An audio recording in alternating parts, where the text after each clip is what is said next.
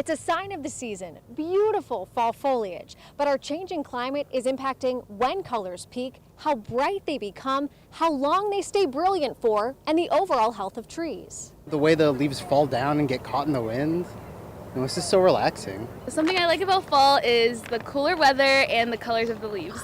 It goes from green to purple to red. And it's interesting to see how that goes. Also interesting is how the short-term and long-term weather can impact fall colors. Rain, sun exposure, and temperatures are among the biggest factors affecting foliage.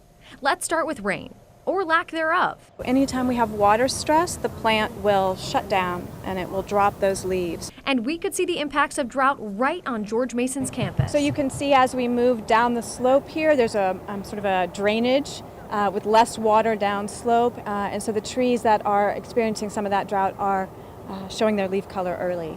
Drought impacts not only when leaves fall, but also how bright they become. Without that water in the fall, we get mostly yellow leaves, brown leaves, and not that beautiful red that we often are looking for. Between the dry spells we've seen this fall and the cloudy days mixed in, leaves are trending 2 to 3 days earlier than normal, and the color isn't as bright.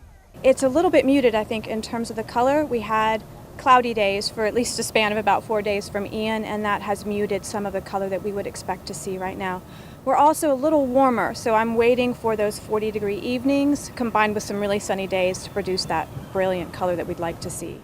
And leaves turning earlier and earlier is a trend the lab at George Mason University has seen over the past 150 years. Using data dating back to 1820, they've found about a half a day to a quarter of a day advance per year due to some drying.